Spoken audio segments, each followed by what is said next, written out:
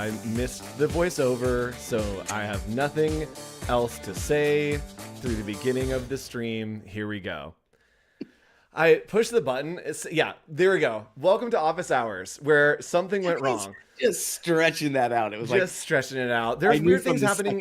Yeah, there's weird things happening with YouTube chat. So if something weird is happening, please let us know. If it sounds weird, if it looks weird, please let us know. And by chat, I mean not that monkey, these monkeys, our favorite monkeys. Hi, chat. Nice to see you. Alessandra is here, Keys is here, and we did start a little bit early, so if you're watching the replay, skip forward 3 minutes. Totally fine. We're going to do some announcements. We're going to talk about some stuff. But if you're watching the replay, just like skip forward a little bit so that you can check out the actual episode. Nick, we have a lot of announcements to talk about today, specifically about the future of Adobe Office Hours. Ooh, secrets. So Nick, we have some changes coming to Adobe Office Hours that we want to give our people a heads up to. When is Office Hours happening? When are the changes coming? What's coming? What's happening? Tell us all about it. So we're going to move not only days, but we are going to move hours. We are going to be the first thing you get to see on Adobe Live every Monday morning, and it's starting on July 14th, I believe? 15th. So July 15th. If you're used to watching us on Thursdays, we're so used to ending the week with you, but why not start the week with us? Right? Why not? So we will be streaming 9 a.m. Pacific time on Mondays, starting July 15th. Hopefully that will be a better time for everybody. We'll have our coffee. We'll be able to get started, to warm up, to have some fun and get creative for the whole week. We'll also be giving you a little preview at what's coming at Adobe Live that week. So July 15th is the big move. We'll be keeping you up to date there. We also only have one more show left before. 2 more shows left before then. We're gone the week of July 4th. Adobe Live is going to be completely shut down, so we won't be here for the week of July 4th. We will miss you all. Hopefully you're going to like pew pew shoot off some fireworks or something. I don't know. And someone's saying summer camp. Ooh, maybe we might bring back summer. We do have branding for summer camp. Yeah, we haven't done summer camp before, so we might do summer camp. Just a morning show. I love this idea. This is going to be great. I'm excited about it. There may be some new Adobe Live Office Hours swag on the way for that as well. You can only imagine. You can only imagine. Love a good swag giveaway. So today we're going to be talking about print design. We're going to be going through a bunch of different things, but the one thing that I do want to talk about real quick is a new feature that just came to Adobe Express. So it's a very small one, but you can play around. There are actually a couple different things that you can do in Adobe Express that are new. So let's hop into that. Then we talk about print design while I talk about this stuff that's not print design. Nick, can you monitor chat for some questions? Yeah. Chat, if you ever have questions, we always will throw out our plan completely, which is already very loose. We're already getting a request from Wade that Us in the Morning needs a new jingle. I think you are 100% right. Gotta have that morning sound. Yes. Okay, so will we have Office Hours on Thursday, July 11th? Yes, but it will be a pre-recorded episode. Andrew's gonna be in Alaska. So we'll be having a pre-recorded episode on the July 11th. It's mostly going to be kind of a recap of some of the stuff that we've talked about over the last few months and quarter. And then we will be transitioning a lot into a little preview of what the next show might look like. So we will do that. And somebody's saying, is pro wrestling fixed? Yes. I hate to say it. Those are the questions to break it to you, buddy. Yeah. Any questions? I think they've even admitted it. Yes. All right. So let's go ahead and hop in here to the new features in Adobe Express. And chat, I'm so sorry. I'm gonna have to put you in timeout for just a second. Bye, chat. I know that like the Adobe Express team is gonna like want to like capture this in some way. Please, so get everything on there. I'm sorry. Exactly. You can talk amongst yourselves and we'll track the questions there. All right. So let me tell you about what's new in Adobe Express. There are a few new features that I want to show you specifically with templates and a lot of assets. So if you go over here to templates on the left side right there, you're going to be able to see a whole bunch of templates. Wow. That's not new. But what is new is this thing that has the new button next to it. And you can actually sort by different regions. So if you have languages that you need to work in, if you have specific holidays that are coming up, you can search within certain regions. And if I wanted to search for something like July 4th, which is coming up here, you can find awesome templates. And let's say that I really like the way that this template has like the pew pow kind of powder exploding. There is a favorites now. So I can actually click favorites and it will add it to my favorites list. I can go and view my favorites, and now all of the templates that are my favorites are right here.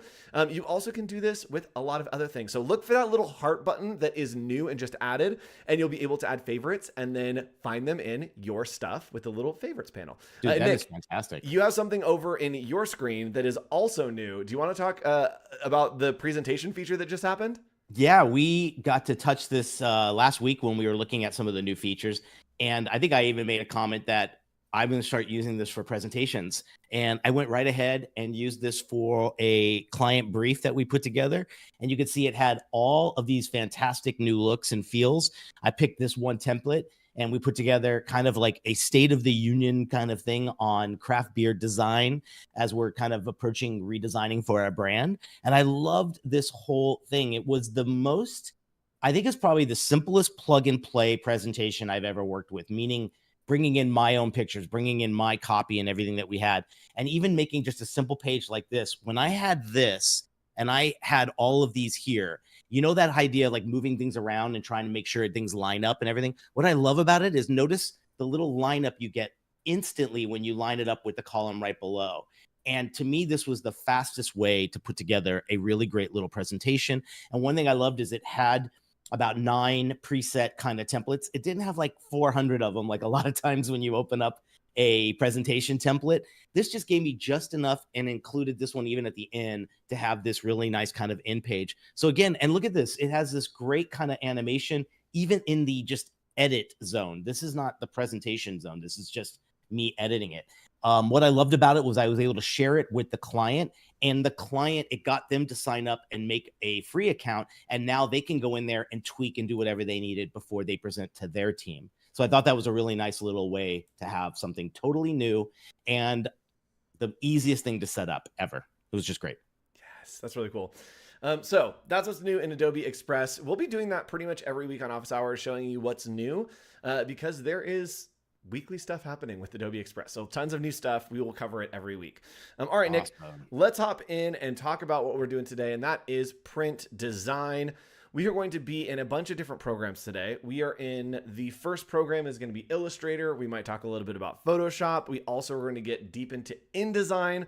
So chat, if you have questions about any of those things, please let me know about this is going to be a great one for a lot of questions, because I think we can cover a bunch, but a lot of it will come from like specific things you guys might be asking. I know I'm seeing a lot of people talking about printers at home and having like, has anybody kind of given a really good kind of like tutorial on how to set that up? And I think the biggest issue with that is like every printer is totally different by brand, by ink, what it's made of, the paper you're putting into it.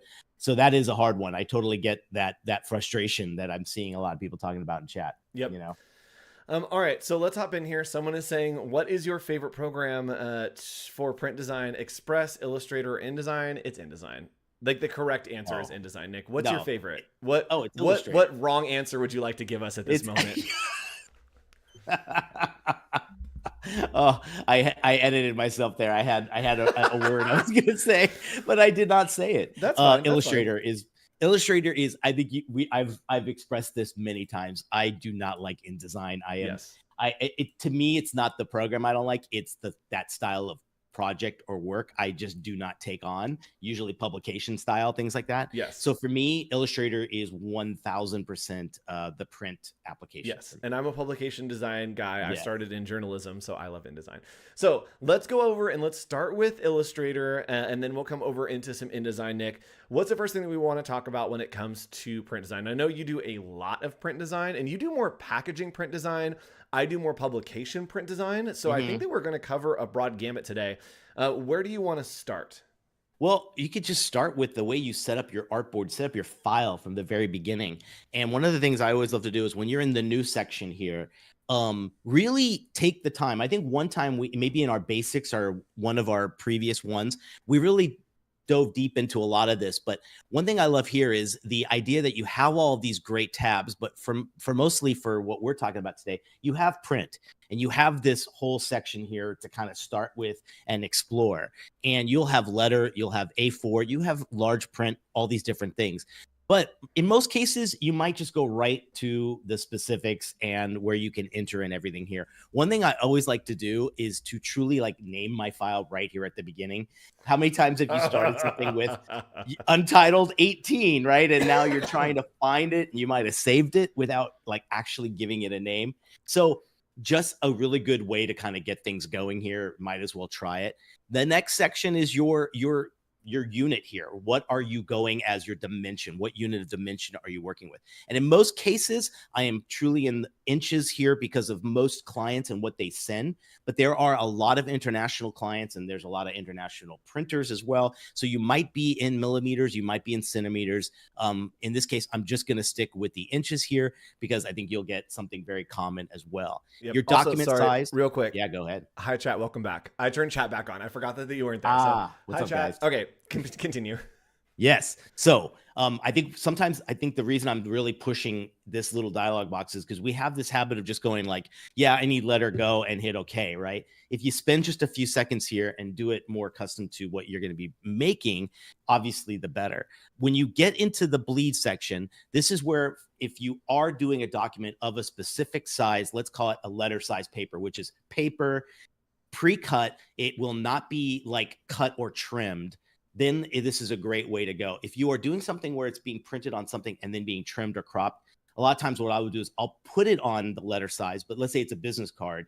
I will up my business card designs on a letterhead and make it easier for the printer that's going to get this. So a lot of times it's just talking to the printer or your client as far as specific specs that might be needed when you're putting this together. So I'm not going to put any bleed on here, but I think you all know if you do this, it is uniform. So as you click one, you will get that because it technically knows no one really gets bleed more on one side. It's always uniform. So with this linked here, you will get uniform bleed. 0.25 is kind of industry standard when it comes to anything that's not such an overprint or something huge when it comes to large output.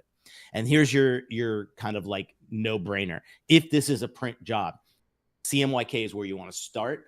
RGB is something we all know is more digital. That'll be for a screen, whereas CMYK is much more for printing. Now, you could start with CMYK, and then in your color palettes, you can make spot colors. Let's say, I'm sure you're doing this for maybe like a zine or something. You might do it in 2 custom colors, right? 2 like PMS colors. That's where you can put that together. But make sure it is not an RGB. There have been many times where I've talked to so many printers, and one thing that will just frustrate them like crazy is people will submit an AI file in RGB. And if you've done that and you've shown it to a client, they're going to expect colors that will not be able to be represented in CMYK. So as a really great kind of checkpoint for yourself, make sure you are in that CMYK and your high output 300 PPI or DPI. This is your dots per inch. 300 is the industry standard when it comes to high resolution and where you might be. I'm going to ask you a question. Do you know when you would actually do something in like maybe 72 or 150? Yeah, 72 would be for screens or social media. 150 for me is when I like am doing something for screens, but I like feel like I want it to look better. I'll put it at 150, which like doesn't. It doesn't. Oh, totally. It doesn't mean anything, but like for some reason, I don't know a specific reason that I'd use 150 ever. Well, not in screens. Okay. In prints. When would you use it for a print? To me, 150 is the smallest that it could be, and 150 would be I would put 150 for a large scale print, like a billboard, because they can print it at half resolution because they can either upscale it or it's so big and so far away. Optics work in your favor. Yes, exactly. So is that the right answer? Yeah, I was just going to say, what in class, in fact, some people have requested the 72 because if it's such a big print, like Andrew said, a billboard or something, it's so far away from the eye that we will kind of like optically blend those dots together. it can be a 72 DPI and might work. So large output, always remember that's something to ask if someone does kind of have that situation, and great to know that in advance. Always remember too, there's this little more settings. This is an area where it's a little sneaky. You got to scroll down a little bit, especially here. When you click here, what you get is this idea of like, let's say you are doing multiple artboards and you do need to have one file with all of that in here. Well, you just pop that up, you get your artboards up. Your spacing will show the spacing between your artboards, which is great to have. And again, it gives you the bleed here again, because if you're doing multiple, in most cases, the bleed will probably be there as well. So you get all these here. And as a just a quick one, there's your 4 artboards. And notice they have the bleed in red. And those are there as kind of your kind of like reminder that anything you are creating, you do not want art to butt up right against your trim line like this. What you do want to do is make sure it goes beyond and will go right to that bleed line. That way it can pass the edge and this can be cut and basically have a nice clean edge for that as well. Yes. So a lot of good stuff just in the beginning stages here of putting together your artboard. So that's number 1. Anything else you want to add to that before we move on? I don't think so. I just, I did put a little counter just so we can make sure that we know who's winning, like the system of getting points that are imaginary here on Office Hours.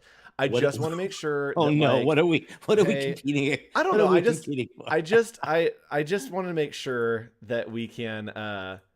There we go. Okay, I'm gonna put this over here above me. Bring on the competition. I just feel like I got a point for answering that question, and I didn't want it to go unnoticed. Oh, this guy. So like, the minute he's up 1, let's make it a competition. Yeah, no. I invented a point system because I was winning, Nick. That's literally how it works. Okay, so let's hop over. I do want to mention, Trey did mention a great point. Always talk to your printer, obviously, before. That is also a great thing to just throw into any time this. Having a better relationship with the printer, and they will just love you for giving the files over in the way they need it, and they might need something specific. Keys mentioned something. I can't read it. It's a little small on the screen, but it said something about, maybe you can read that. Is there something different about US versus Europe when it comes to stuff? Yeah, I don't know what the state of the publishing industry in the USA. In Europe, Heidelberg is making printing presses with 6 or more ink groups. CMYKPOGP. Plus 2. Oh, that's interesting. Yes. But yeah. I don't know about that. I'll have to do some research. Okay, let's hop into InDesign, everyone's favorite program that is the way that you do that. This is actually a very exclusive sneak peek. My goodness. Sneak peek. Yes. If you go to an Adobe event coming up, you will be able to get one of these. It's a little zine that we created. But I want to show you kind of a hack that I started using in Adobe Illustrator. In Adobe InDesign. Oh no. Hold on. Wait. Please hold, everybody. Yeah, we're gonna go ahead and I need to put the points on my screen as well. Just want to make sure that we're here. Okay. Oh gosh, this guy with his points. Nick, I think that we should have more points on this stream. I think we should keep a running tally. So here is a little hack. In this, I have my document and I haven't set up my bleeds. I'm really bad about this, of like designing the whole thing and then not having my bleeds. But what I can do is I can actually go to File, and then we're going to go to Document Setup, and we can add the bleeds here. So those are our margins. That's not what we want. We do have bleeds here. So I do want to go to 0.125. And you can just hit the up and down arrows. And just like Nick said, for print design, for what Nick does, which is more packaging stuff, 0.25. For doing like booklet and book design and publication design like I do, 0.15 is usually fine. So you can play around with either of those. But we're going to hit OK, and that is going to add in this little red line, and that is our bleed. Now, I've made a problem and an issue here. And that is that I have not given this the proper bleed amount. So what I'm going to do is I'm going to click and drag this out. And you'll see now that... And that is your masking box, right? Yes. Yep. That is the not box the image. To mask the image. And it's going fine here. It's fine at the top here. But I'm missing some on the edge here. So here's what I like to do. is I know that I'm missing some on the edge here. So I'm going to go to right click on that, and then I'm going to go to edit with, and we're going to edit this with Photoshop. And watch what happens here is we're going to open this in Photoshop. And what I'm going to do is I'm going to come to the crop tool, which is just C. So over here, the crop tool. I'm going to generative expand, and we are just going to drag this out a little bit. And it is going to generative expand that for me. There we go. I had to hit enter. So it is going to generative expand it for me. And then when I save it, I'll be able to go back and it will just fill in that bleed. So I do this very often, and you can see there, absolutely seamless. We're just going to close this out, and I'm just going to save over it. Oh, I need to not save over it, actually. Specifically, I need to not save over it because this is a real project. So I'm going to save this as copy. And we're going to save this. And this would update if you saved over it. But then I can come back to InDesign. And we are going to just replace this. And I'm going to replace it here with that image right there. We're going to hit open. And then we can resize by going to fitting, fill frame proportionally. And now I have same image, same orientation, but I just use generative fill or generative expand to fill in that bleed. So I do that very, very often. Or if you have an image that maybe is like a square. So I'm going to grab this, and let's say that we were working on an image that was 1080 by 1080, right? And maybe they need it a little bit bigger. Maybe they're working on like a different social media platform that is not 1080 by 1080.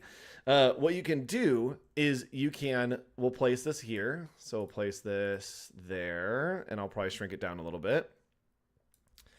There we go. And then if you need to add a bleed, all you need to do is set whatever that new size is. So you can go to C, which is crop. And then up here, you can do width, height, and resolution. This is a way to increase the size of it. So maybe we want to go to 2000 pixels, we can go to 2000 by 2000. Wait, did I do that wrong? And then we want it at 72 DPI. Oh, yeah. It's not, why is it not expanding? Does he lose a point for this, guys? I literally am like, I should lose points. Anyway, you can add your bleeds by using generative expand. That's kind of the point that I'm getting to here. So the idea was like, because you don't want your image to be larger in the frame, you did want to like increase it with the generative fill. Yes. So great. Right there. So I increased with generative fill, and now I have the full size of this square without having to really change anything or like stretch it or lose resolution. So if you have something that's only 72 DPI or it's only 300 DPI and you can't expand it the extra 0.125, you can use generative expand to fill in those edges. And I do that all the time, and it's so helpful to be able to have a little bit of extra bleed. And same thing here, like this image, I don't have the bleed. And if I pulled it like out so that it had bleed, it would just be blank. And so it allows me to make that bleed using generative expand, which is really cool. I love it. All right, Nick, back to you, and then I'll come back to InDesign with some more stuff. Also, thanks for joining us, everybody who is here. A few more people just showed up. So hi, I'm Andrew. We didn't intro ourselves at the beginning of the show. I know. All right, let's pick it up. All right, intro. Hey, everybody, I'm Andrew Hawkrattle. I'm Nick Longo. And this is Office Hours. We're here every week to help you level up your creative skills. And this week, we're talking about print. Yeah, got it. Smooth as silk. Smooth. I love it. So thanks, everybody. Hi, nice to see you. And what did Nick get a point for? Oh, for having pointed out. Okay, sure. All right, Nick, go ahead and talk about what is next. Talking about, I believe, crop marks is what you're talking about, right? Who mentioned I needed a point? My number one friend over there. I love it. All right. So let's say this is a project I'm working on right now, and we're doing like debit card designs for a client. Kind of been fun, and it made me think what a cool thing to show how we would set this up when it comes to Illustrator print. And it's similar to what Andrew just showed in InDesign, but I want to show you some real quick tips if you have to make your own custom template. This was something where with all of the people behind this, no one had an actual template. They just had the dimensions of the card and want to create something like this. So what I'm going to do is I'm going to basically create it here from scratch. So let's say our card size is 4x2. So with the square tool, I'm just going to click and we're going to get 4x3 and we're going to pop it here as well. Okay. So let's say it looks like a weird one. So I'm just going to do 5x3 just to make it look a little bit more like there. All right, cool. So that's that. I'm going to give it no fill and I'm just going to give it the black line for that. This is my trim. This is basically the size of the card. The first thing you can do is you can go to effects, and I love this. Crop marks used to be like hidden between like, I think it was like effects something, and then it was like crop marks. Now they've given it its own little home, and all you got to do is literally click on crop marks and we'll give you the quick little crop marks. You don't have to make them. They're perfect there as well. We all know we can go into that dimension tool and kind of see, oh, look at that. It's 5 inches. Perfect. It's all there ready to go. Now, what I've done here is in the layer section, I'm going to start with this first one. I'm going to double click it. With layer selected here, I will just put trim and put that there as well. So now I know that's on its own layer. We're good to go. I need the bleed. So we're going to do we'll do the 1.25 like you had mentioned. So the quickest way to do it is you can just do object, go to your path and go offset. And what it's going to do is it's going to instantly give you what was in there. I'll do 0.125 and we'll say, okay. It has put additional crop marks in there. We want to take them off. So we'll just go to appearance and you can uncheck your crop marks there. This is literally like the basics, right? This is everything you would expect when it comes to that. The one thing I'm going to do is just for the visual sake, we know that credit cards are usually rounded corners. So with that trim one selected, I am going to just kind of drop those in, make our radius. If we had the exact number, we can enter that if we knew it. But for now, it's just optics. We want to make sure it's there. The other thing we got to do now is we got to take that bleed. I'm going to copy it and then I'm going to cut it. It's in my clipboard ready to go because I do want to put that on a different layer. So with that, new layer, and here's where we can put crop or bleed. I'm going to put because that's more specific first, and then Command F for in front, and that gives it to us right there. I can get rid of that wrong one. So anytime you have anything in the clipboard, Command F, paste in front, will put it exactly where you copied it from, right? So it's right on top. Registration's great and ready to go. And there's one more thing I need before placing anything on there. What is that, Andrew? I haven't been listening because I've been plotting how I'm gonna points. I'm plotting how I'm going to earn a point after you're done talking by pointing out different ways to do this. One more thing that you need on here. Before I start placing anything, what should I do? You should I don't know. Wade knows. I'm sure he does. Trey, you probably know as well. We need a live image area. We need safe image area on the inside. And in most cases, again, you might want to check with your printer. This is a small card, right? We did this at 5x3, I believe. So what I'm going to do is I'm going to click on that interior one, which is our trim. And I'm going to do the opposite with the path. I'm going to go path, offset path. But now I'm going to go minus 0.25. And if I hit tab, I stay with the offset path dialog box, but I get a preview of it. So you don't have to click and then go backwards and forwards. What you can do is just by hitting the tab, it will give you that preview. And if I look at that interior line, I kind of like that. That tells me I'm going to keep all of my information safe from the edge and it won't get cut off. So if I hit OK, we're good to go. I'm going to go back to appearance, take the crop marks off. And now I have this. So I'm just going to copy, cut. We'll do a new layer up here. And we'll just call this safe zone, right? That's kind of a good one. This doesn't print. This is a nice thing to consider too. When you are in your layer thing, if it is a die line or if it is a template, you can put template on. And notice what this does is it completely hides or grays out the print or lock and all that because it knows this is just there for guidance. And I love this because you'll never risk this being something that will print by the printer if you give it this little area, and it will dim the image to 50%, which is kind of nice as well. So now I'll go to Command F. Whoops. I think because it's locked, let's unlock it. Command F. And there it goes. Oh. So here's where you can go. Let's make this maybe like a neon green. That helps us there. We know our trim should be, let's go with a baby blue. And then your bleed is usually in red. So now we've just made this perfect little template that we have. It's got our safe zone. It's got our crop and it's got our bleed. So we're good to go. So if you want, I could pause here. Do you want to take over on one of yours, and then we'll come back to this and I'll lay it out? Yeah, sorry, chat. Nick's layers were blocked by chat. Sorry. Chat, get out of the way. All right, so I do want to show real quick. I just was following along, Nick. I was just following along. But I do want to show a different way to do that. So another way that you can move things to different layers is you can just create your layers. And so let's say that we have our 3 layers over here. And chat, I'm going to turn you back on, and you're not in the way. I'm going to pull you over here. There you go. So you can create your layers. You can name your layer. So maybe this is the cut line or whatever, and this is the live area or whatever. And you can actually just select it, and then you can select one of the, so you can select your object and then select it to what layer you want it to go to, and then just right click, arrange, and send to current layer, and it will send it to the layer that you're on. So same thing here. I can come to the live. I can select my object that's here, go to live, and then just go to arrange and send to layer.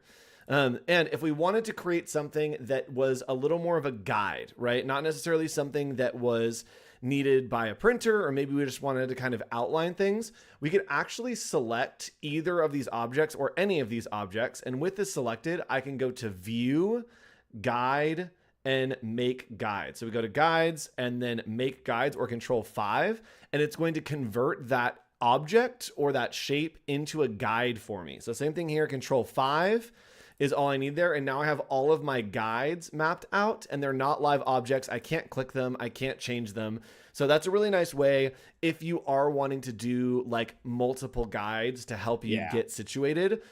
Use shapes and then make them into guides. And again, you can do a guide with any shape as long as it is a closed shape. You'll be able to control 5 and make it into a guide there, and now you can't change it. So really easy. You could do a straight line as a guide too, right? Yep. It doesn't have to be enclosed. Yep. So if you did that drawing without closing it, can it still be a guide? Yeah. Oh, okay. That's what I was gonna say. Why not? It doesn't need to be closed. Yeah, it doesn't need to be closed line. Chat, let me know if I earned a point for that. I was really trying to earn a point there. Okay, so and the current score right now is Nick is at 2 and I am at 0. So I need this. When did that happen? I gave you, okay, so I went to 0 because Wade said that I should be at 0 because I technically just lost 1 point, and I went to 0. The referee, I love it. And then you had 1, and then I gave you an extra 1 because I didn't know the answer to your question, and you did, and so I gave you an extra 1. Wow. All right, so let's go in and let's talk a little bit more in InDesign about a new feature, and that new feature is text to image, which is really cool. So, and someone says 0.33 points for Andrew. All right, I'll take it. Thank you. All right, so I'll take whatever I can get, Nick. You guys are the best. All right, so awesome. I'm gonna go ahead and hop in here and talk about the text to image feature in Adobe InDesign. And usually with InDesign, we need to make an object. So we'll make a placeholder using the placeholder tool over here, or just use an object. And when we have this, we have a new friend, and I am working in the InDesign beta. If you haven't used the InDesign beta, you can download it using the Creative Cloud desktop app. You can find it, just click on the beta tab and it should show up there for you. And so with that, I have all of this here. I can either import my image or I can go text to image beta, and that's what I'm going to do. So we're going to do text to image. And then from here, we are going to do an astronaut dog. Astronaut dog in space with a helmet. So I'm hitting OK. It is going to do all of the things where it's putting all of this stuff, the content credentials, all that fun stuff. A fun little progress bar. Yes. And somebody says, I'm here for Andrew when Andrew gets to 0.75. Yeah, that'll be my accomplishment. Maybe when we start our new season, we can keep track of points. So here we go. We have a dog in a space helmet. Chat, I'm going to need you to vote 1, 2, or 3 here. 2 and 3. So we got 1, 2, or 3. So now in InDesign, if you are working, it's really easy for you to play around with kind of placeholdering things, brainstorming, doing your layouts before you put things in. And hello, Christopher Thomas. Nice to see you. If that's the Chris Thomas that I know, hi, nice to see you. An awesome designer over at What's up, Chris? Hot Wheels, Mattel. No, no, Yeah? I'm wrong with both of those things. That's someone else. But I do know Chris. Hi, Chris. All right, Chris? so let's. Somebody's saying 2, and someone's saying to bring back counterpoints. Gosh, we can't bring back counterpoints. Oh, please. We gotta so if you want to bring see back higher display in InDesign, you can just right click and go to the display performance, and then go to high quality display right there. And so you can see we've got a pretty nice display. And the way to check if this is ready for print, Nick, do you know how to check in InDesign if something is ready for print? Because we're placing images and not necessarily making the images there, we can't really control. Do you know how to check if something is ready for print? Ooh, that's a good question. I would double check so it's a linked image, right? Not a embedded. Yep. Is there an info where you can check on it to see what the DPI is? Yes. Is that the answer? Kind of. We'll give you half. Can I get a 0.5? Can I get a 0.5? Yeah, we'll give you half a point. So what you can do is you can actually select whatever the image is and then come up here to the links panel. So you can go to window and then you can go to links as well. And here, check this out. It has all the info about that linked image. So as the format, it's a JPEG. Here's the size of it. It's RGB color space, and actual PPI is 72. What this means, actually, Nick, what's the difference between actual PPI and effective PPI down here?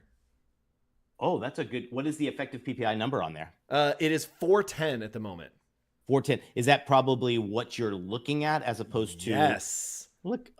Nick gets a full point for that one. Nick gets a full point for that one. So the actual PPI is what the image is rendered in. The effective PPI is the PPI of the size of that image specifically in your document, right? So this image is 72 DPI, but it's generated at like 1080 by 1080. And so we've taken that down to be a lot smaller, which means that the PPI actually gets higher. And so it's at 410.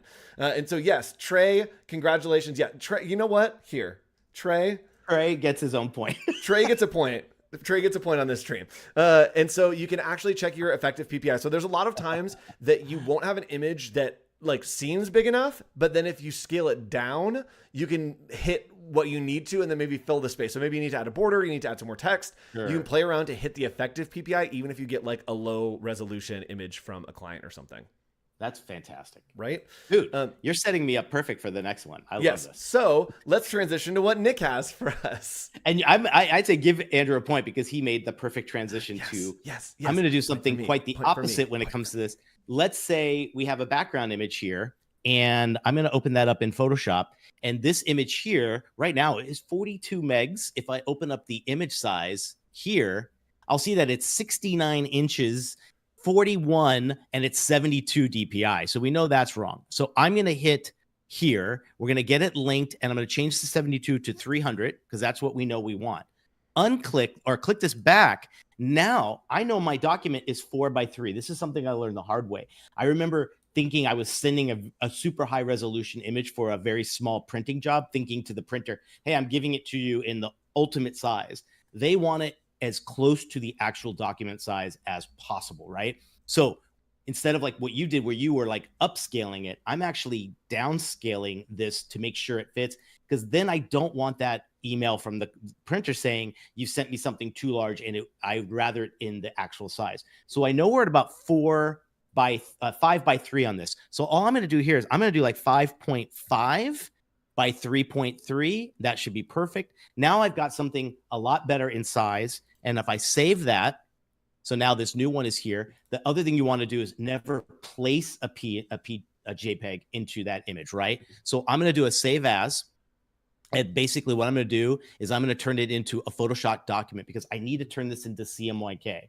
If it was the JPEG, you know it's going to be RGB. There's no such thing as a JPEG that's CMYK, right? That will be like a file that won't place. Have you ever had that before? Yes.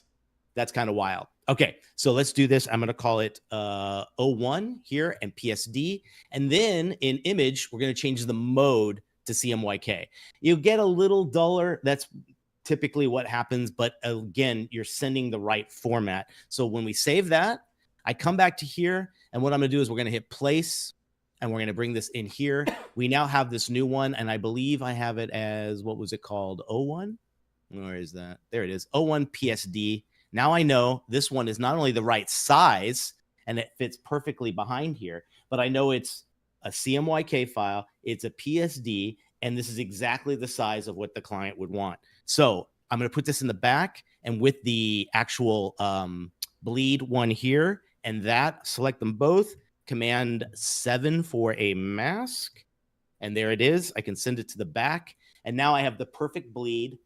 It's positioned great. And now what I can do is I can go back to here and I can bring in all the fun little graphics like this. Let's see here. We got our Visa. We got this. This was fun finding all of this fun stuff. I was like, I needed all of the cool things to show the mock-up. Right. So we found it on all these different sites. And this is where you can bring this in. I would bring this in on like an art layer. And again, this is where you can mess around and see how things are going to look. It might be better to have some of these things in white, as we're doing here. And our office hours debit card is ready to go. So that's kind of a quick way to kind of scale that down, but make sure you're getting it as close as you can to the actual image size. And the printer will thank you for that 100 times over. Magic. So yeah, hopping back into my screen, in chat, I just realized that like I can keep these points just like as they are. Like I can keep these points forever for like the rest of the stream. So we might do this as we move over to the new show. We may just have a new point system that we keep going throughout the stream for us to keep track. And then maybe it's gonna have to be something like with like a sun coming up over the horizon. Like it's gonna be like a scale. Exactly. Yes. Oh my God. What is the prompt for that? Right. Someone's saying, when is the platinum version coming out of the Office Hours credit card? Soon. All right. So let's go ahead and talk. And Keys, do you get a point too? Keys, yes. But we can't just give it. Why? I need you to justify why. And then maybe I can give you a point. So I'm here and I've made a cat that is an explorer. And this is using, again, we're just using Adobe Firefly. We're using the text to image here. Not crazy about a couple of these, but I really like this one specifically for what I'm using. And so I'm going to do this, and I want to show you some text wrapping. So we're going to like stretch this into print design just because we were designing for print. What we're going to do is I am going to change the margin here. So with that, I am going to go to File, and we're going to go to Document Setup again. And we're going to change this to 0.125, I think. Just so, sure. That's getting pretty close to the edge. We'll give it a shot. So I'm going to drag this out, and let's say that we want to have text in here. What I can do is I'm going to hit Control T or Command T, and that's going to open up the text menu. But I need something in there. So we're going to go, and thank you. Yes, Wade, that is a new. So Wade has rules in chat. No self-promotion, English only, no being mean, and now a new one, no asking for points. I agree. Who was asking for points? Yes. And someone saying, we didn't remix prompt today. That was last week. I will show that in Discord right after this. So we're going to go to type here, and we are going to go to the thing that is fill with placeholder text that's somewhere in this menu that I can literally never find. Is it edit? It's not an edit. Is it an edit? Chat, help me. Chat, help me, please. Fill with placeholder text. Fill with placeholder text. I know it's here. Find change case. Insert. No. Object.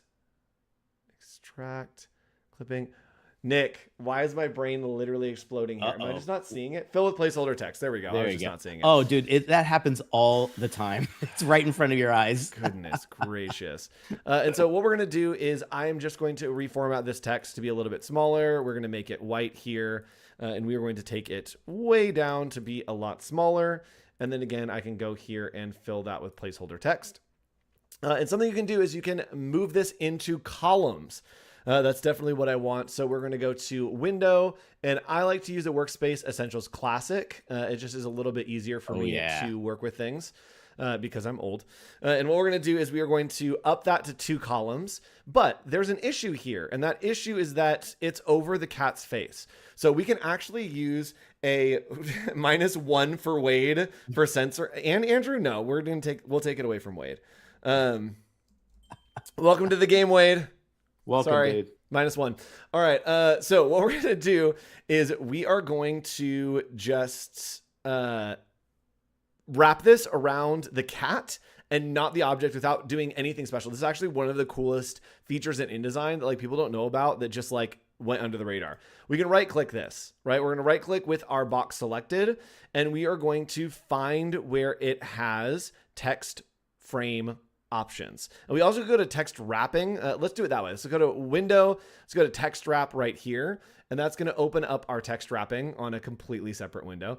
But what we're going to do is we are actually going to wrap around an object shape. So we're going to click here. And then what we want to do is we are going to wrap to, oh no, oh no, oh no. What just happened? Where is it? Nick, is it not? Is it not Let's here? see. Wait, I'm so stressed. Oh, you've done this before. I've done this before. I've literally done this before, and it's not here in the menu. Oh, is your image not? Is it layered? You know what? Because it's AI. I wonder if generating with Firefly is like negating what I'm trying to do. All right, chat, we're doing a new page. Here we go. We're on an adventure, chat. Hold my hand. All right. I'm going to place a new image here. Yes. And let's see if this works. Basically, what I'm trying to do is wrap the text around an object. So we're going to use, let's use this image of our friend Katrina. Hi, Katrina. Katrina. Hey, that's our buddy. All right, let's try to do this. I'm going to grab my text. I'm going to paste it right here over Katrina. And then we are going to, Nick, where is it? You know this better than I do. If I found it, this would be like, I'd get 10 chat. Here's what I'm trying to do. And chat, you can help me. I'll give chat 3 points for this, actually. 2 points. Let's not get crazy. 2 points if someone can find this. There is a way to text wrap around the object in the background. How do I do that? Can I ask a question? Yes. Do you have the photo selected as well? I don't think I need both selected. Well, it has to know what to kind of place around, right? It will figure it out from the background, is what I remember. It will kind of just figure out what is behind it. What happens if you select both and then go to text wrap? Do you get the option now? It's not there. Let's try text frame options. Ignore text wrap. No. Does the image have to have a much more defined area between background and subject? No. Add a path from PSD. That's not what I want to do. That's fine. Okay, Nick, do you have another thing to show? Sure. Okay, Nick's going here, and chat, I'm going to find the answer for you because I need to know.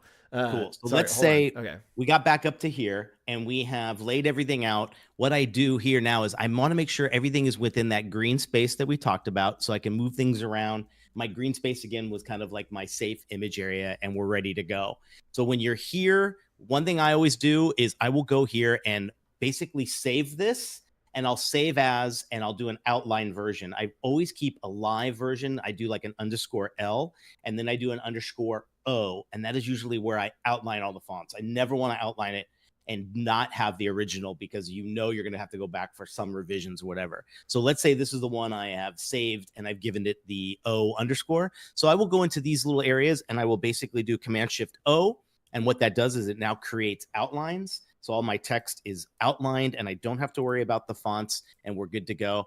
And when I'm ready to print or send this off, you got a few options. What I typically do, again, golden rule, ask your printer, what do they want this in? What kind of like format? In most cases, they will say a PDF is fine. What I like to do is I save it as the AI file. I save it as a PDF, and then I give them a JPEG or PNG proof as well. But here, all you got to do is you're going to go to save as. You can obviously do the save as copy. That's a great spot to do that in as well. And here's where you can go to your PDF and check out the dialog you get here. This is some really cool stuff that I think, again, just like your dialog box, experiment, look into this a little bit more. They have a great already setting here at the beginning that was called high quality print. That tells you right off the bat, that is the best thing you can send when it's here. And you can go through here. You can go through compression. You go through marks and bleeds. output. There's all this great stuff to customize it based on what they might need. I always like to keep the preserve Illustrator edited capabilities alive, because what they can do is they can take that PDF, open it up into Illustrator, and make some changes. If that's not clicked, they won't get a fully editable AI version of it as well. You can preserve hyperlinks, everything in there as well. I do a save as PDF, and I'm good to go. And I have something now that I can send right off to the printer. But so that's how you are sending a file to a client that you don't want to have the source files, don't click that. Because then you can just send them like a low-res kind of. We should save PDFs as for client and for print in the defaults. That would be a great idea. The printers can have everything. The clients, sometimes not. All right, chat. I figured it out and found it. I had to be specific on some settings. What we can do is we can select our text box here, and then we are going to go and we need to be text wrapping around an object shape. That is the biggest thing. So text wrap around object shape. We are going to change this that dialog box. Yep, we're going to change this to largest area. It literally was just working. I swear it was just working. What just happened? Literally, like when it was not on my screen, it was totally working, chat. Oh, it's just messing with you now. It knows. Okay, there we go. There we go. Hey. I have the object selected. So this is the, this makes sense. So So here we go. Text wrapping basically applies to the object, not the text box. That's what I was getting mixed up. So here we have a pink circle. And so we are going to text wrap, and that is going to text wrap around the object. So instead of grabbing a path or trying to create something of this cat in the background, we can select the image, and then we are going to text wrap around object shape. That means the text is going to be wrapping. Then we're going to go both left and right sides. And then right here, contour options. This is where it is. You can go down here and do select subject. It is going to find that subject for me, and then it will create an outline for it so that my text wraps around the subject. And I can increase the size a little bit so we have a little more space. Zone. Take your hyphenations off. Look at you. Boom. Look at that. And now we have text wrapped around the cat. We didn't have to create a path or anything. It will actually find the object for you and then wrap around that shape. This is called Adobe Sensei synergy. This is actually Adobe Sensei technology. Yeah, this is definitely Adobe Sensei. Synergy is like, it knows how to do the subject kind of. We know that it can do that in Photoshop, right? Yep. Select subject. So why not use it in InDesign to create this incredible like chat? Okay, this happened the other day. Chat, look at chat right now. Chat, look at your, oh, dang it, it fixed itself. Oh, go back like literally 30 seconds, chat. It did the thing where you split in half. Like half of chat was like 30 pixels higher than the other half. What? It happened. I swear it just happened. Okay. Hilarious. So let's try the same thing with Katrina. We have the image of Katrina here. We're going to text wrap. We are going to select subject. It will find Katrina for us. And then we are just going to increase that, and boom, magazine quality layout in like a few seconds. Oh, you know what would look cool too is like, you know, when you see sometimes like handwritten kind of almost like graffiti type around surrounding people in a lot of cool little compositions. Yep. You could do the same thing with that and just turn it into some cool font. That's really sick. Super easy. So chat, did I get 2 points for that? I feel like I get my point. I'll give myself 1 point. How about that? I think Nick, do you think I get 1 point or 2? I give you 1.5. All right. Oh, 1.5. Okay. So I'm 2.83. Thank you. All right. We got a couple minutes left here. Just a few minutes. Chat. What do we want to learn? What do we want to talk about? We got about 3 minutes left. And just to recap this, actually, I'm going to go ahead just 1 second. Let's go ahead and see if we can grab this, and we're going to put it on this screen as well, just to make sure that like we remember what's going on. Oh no. Chat, I broke everything. I'm going to break everything in the spirit of like just trying to have points that exist on this show. All right. So point recap. Andrew is in second place with 2.83. Nick is 3.5. Trey has 1, and Wade is at -1. Chat, let's do this. Wade's at -1. How did that happen? Wade will earn it back. And we did have Michael Brown did do a submission. And so, Michael, you are going to get a point for doing a submission. And last week what we did is your homework was to do the Firefly remix, and our prompt was Wish Upon a Star. And we have Wish Upon a Star with smoke as a reference image. Ooh. Oh my gosh. Talk about there's some amazing, iconic like things going on in those things. I love the design. That's really cool.